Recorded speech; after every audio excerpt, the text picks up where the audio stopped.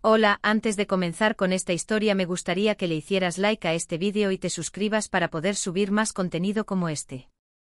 Novela. Hermana, en esta vida yo soy la reina. Episodio 281, mi corazón que ni yo conozco. Esos tipos me convirtieron en un tuerto y un lisiado. El señor Elko apretó los dientes y lo soltó con autodesprecio. Me he convertido en un inútil que ha dejado la espada para siempre. ¿Quién más podría odiar tanto al reino de Gálico, que me arrebató todo? El señor Manfredi se mordió la lengua. El señor Elko había perdido un ojo y un brazo al ser torturado por los gálicos. Ciertamente la afirmación de que era un espía de Gálico era una exageración.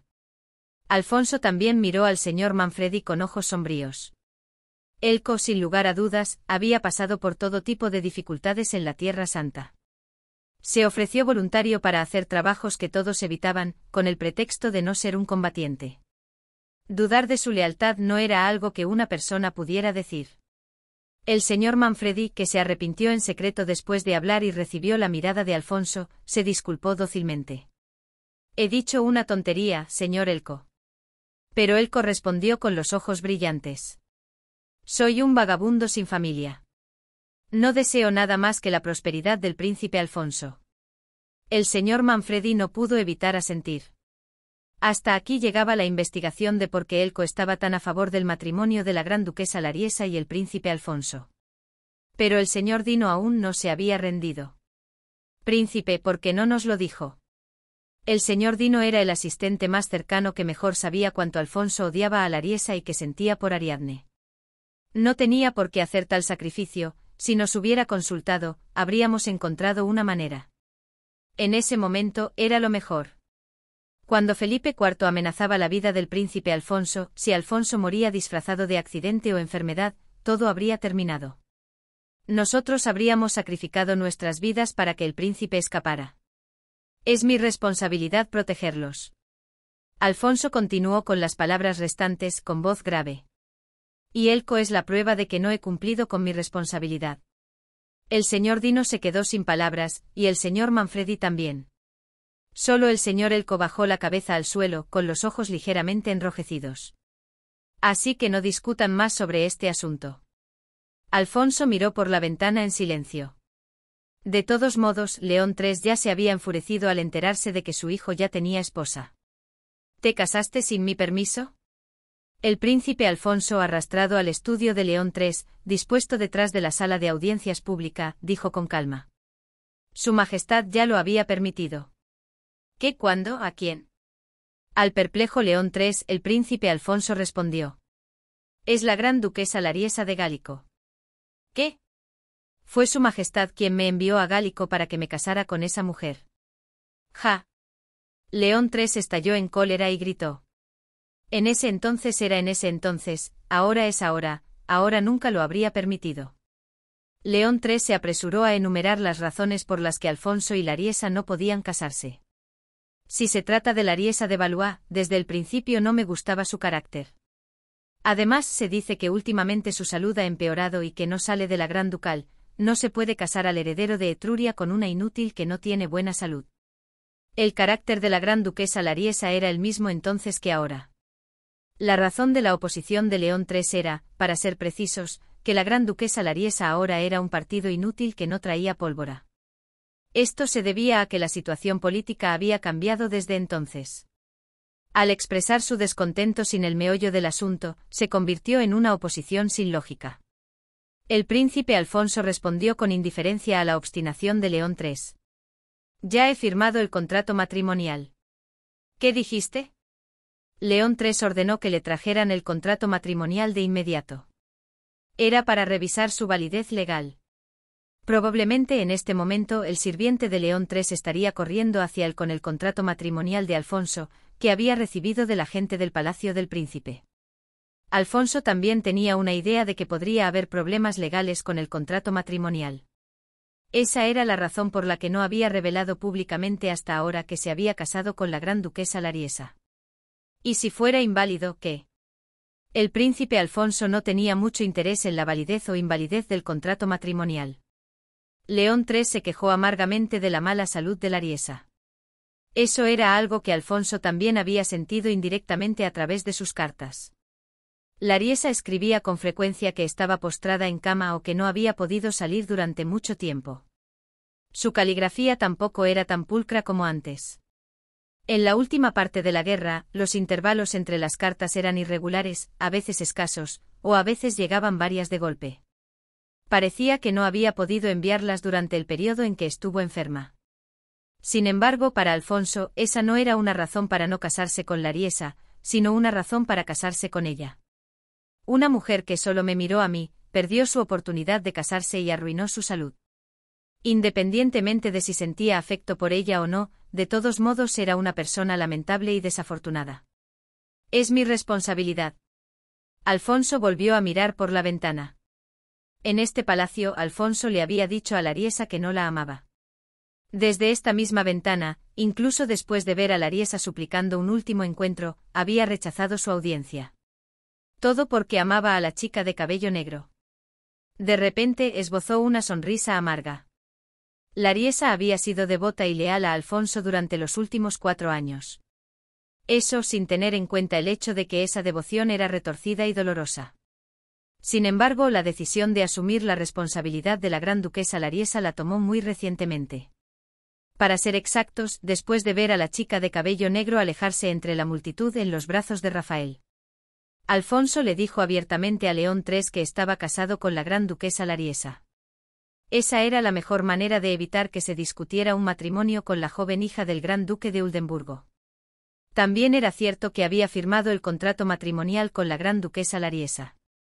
Ese contrato matrimonial debía cumplirse algún día, o resolverse como un asunto de estado a estado, por lo que era cierto que algún día tendría que hablar con León III.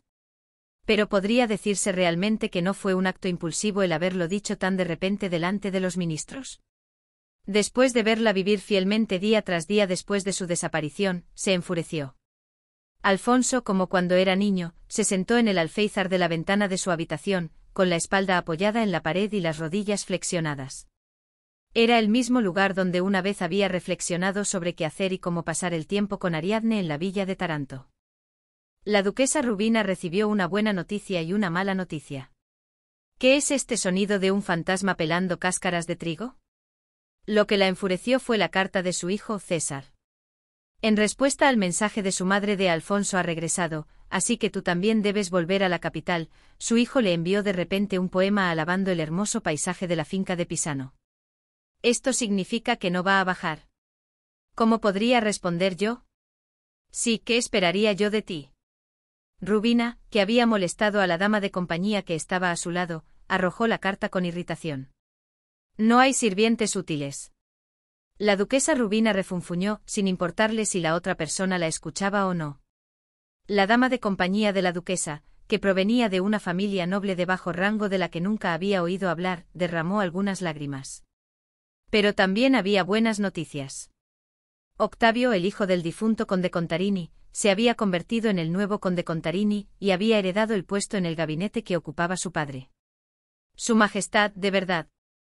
León III era un maestro en el arte de la seducción. Siempre atormentaba a Rubina, dándole y quitándole lo que ella quería. Al final, me concederá mi petición de esta manera. Ella se abanicó con satisfacción. La duquesa Rubina se encontró en una situación difícil cuando el conde Contarini murió. Su dependencia del conde había aumentado gradualmente, hasta el punto de que al final consultaba con él casi todas las decisiones. Aunque sabía en teoría que era bueno tener varias alternativas, le resultaba difícil ponerlo en práctica. La relación entre León III y los grandes nobles había empeorado día a día en los últimos años, y no había nadie entre los que se acercaban a Rubina que fuera de su agrado. De un león no nace un gato, así que su hijo también debe ser útil. Rubina, sin investigar a fondo al hijo del conde Contarini, asumió vagamente que Octavio podría ocupar el puesto vacante del conde Contarini. Rubina no estaba del todo equivocada. En esa época las escuelas públicas no existían, y los nobles solían educar a sus hijos en casa con tutores. La universidad no era una institución para educar a personas talentosas, sino un lugar al que iban los hijos de familias que no podían contratar a un buen tutor, o aquellos que querían aprender habilidades especiales que no se podían aprender en general, como teología o derecho. Naturalmente, si uno crecía en una buena casa, recibía una buena educación. Traer a un hijo de una buena familia era la forma más segura de conseguir talento. ¿Cuándo llega el nuevo conde Contarini? Rubina le preguntó a su dama de compañía. Eso no lo sé bien. ¿Qué sabes tú? Justo cuando la dama de compañía de Rubina estaba a punto de derramar lágrimas y mocos por segunda vez, un chambelán real llamó a la puerta desde afuera. La duquesa tiene visitas. ¿Qué pase? Sí. Rubina se sentó en el sofá con una sonrisa satisfecha. Poco después, Octavio entró con una sonrisa incómoda en los labios. Duquesa Rubina, es un honor conocerla. Era un saludo pulcro pronunciado según las normas de etiqueta aprendidas, pero no podía ocultar una cierta artificialidad. La duquesa Rubina, la reina de la sociedad de San Carlo en ese momento, percibió agudamente esa expresión de Octavio. No hay necesidad de avergonzarse tanto. Ella lo recibió con una sonrisa relajada. Lamento lo de su padre. Octavio inclinó la cabeza. Solo puedo agradecer a la duquesa por su gran cuidado. La duquesa Rubina no solo asistió personalmente al funeral del difunto conde Contarini, sino que también envió abundantes coronas y regalos. El hecho de que sus contactos llenaran la sala del funeral fue un extra. Felicidades por la sucesión al título de conde. Todo es gracias a la duquesa. No es para tanto. Rubina sonrió con sus finos labios. Tengo mejores noticias. Sí. El conde no solo se ha convertido en miembro de la Curia Regis Menor, sino que... En este punto el rostro de Octavio ya estaba atónito. También ha heredado la posición que tenía su padre en el gabinete, es decir, junto al marqués de Valdesar y el conde Márquez. Me alegra ser la primera en darle la buena noticia. Esta fue una designación excepcional. La posición de su padre era un lugar donde un novato como Octavio ni siquiera se atrevería a presentar su tarjeta de visita. ¿No era acaso la persona más influyente del reino etrusco, quien presidía los aspectos procesales de la corte real, administraba las prisiones y ejecutaba las sentencias, y gestionaba la seguridad de la ciudad santa por orden de León III? Octavio, antes de poder dar las gracias, soltó una frase que se retractaba sin darse cuenta. Solo mientras hablaba se dio cuenta de que esta era una oportunidad que la duquesa Rubina le había brindado. Esto es demasiado para mí. Los hijos inevitablemente se parecen a sus padres. La duquesa Rubina sonrió encantadoramente. Confío en que será un ministro tan excelente como su padre. Octavio tardíamente balbuceó sus agradecimientos. Le seré leal, ¿cómo podré pagar esta gran ayuda? Ya lo pagará poco a poco. En asuntos como este no existía la reciprocidad unilateral. El hecho de que le hubieran pospuesto la fecha de pago ya era una gran generosidad. De hecho, ya había una primera prueba. Pronto necesitaré la ayuda de una joven. Dicen que la prometida del conde Contarini es hermosa y sofisticada, así que encajará perfectamente. ¿Mi prometida? Un sudor frío recorrió la espalda de Octavio.